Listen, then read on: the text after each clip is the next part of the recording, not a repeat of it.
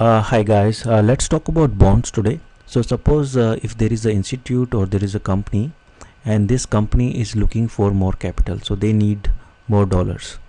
So there are two options for them. Either they can go to someone and ask for loan, right? And in other case, they can just issue the bond.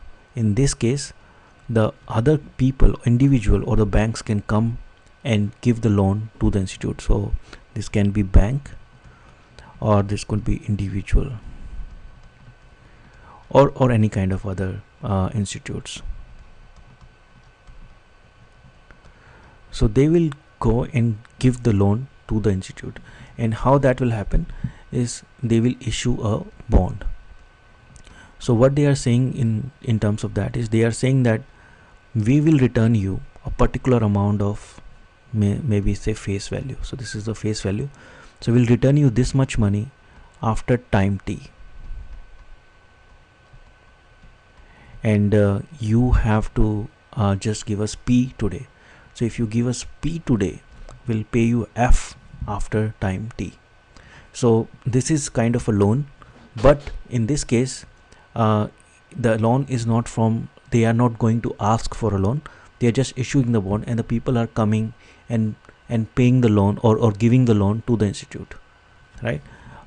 So how will you value the current price? So suppose if the institute is paying you $100 after 1 year, so and the interest rate is 10% and you have 1 year timeline, so in this case the value should be around $91,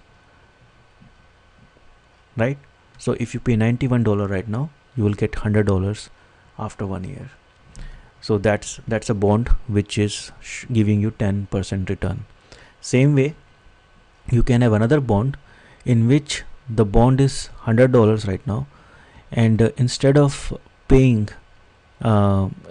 like different amount, it's paying again $100 at the end. However, in between it's paying you $10 at each year. So this is first year and this is second year, and the third year you get $10 again, and then you get the principal. So this is called the coupon option.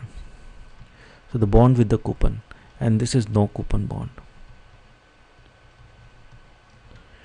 So these are two type of bonds. So how people invest in bonds? So they are, if you think about the investment, so suppose if you have $90 right now, so you want to put that you want to invest that in the bonds. So if you invest that, you're going to get $90 in the end, $99. Or let me make it easier, instead of 90 I'll call it 91, and let's call it 100. So after 1 year you are going to get $100. So if you're looking for long term, like for 1 year at least investment, then your investment is safe. So it is safe, right? Unless the company goes bankrupt. So you have a safe investment and you have return of 10% for sure, right? However, if you're looking for quick money and you are trying to bet on the change in the interest rate, so right now the interest rate is 10%, right? So you invested your $91. Now there is a change in the interest rate, and the interest rate changes to 2%. So when the interest rate will change to 2%, now the same $100, for same $100, this value should be 98. Now somebody has to pay $98 for them to get $100 in the end.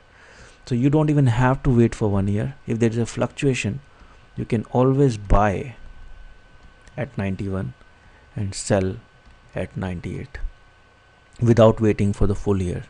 So no wait for 1 year, right?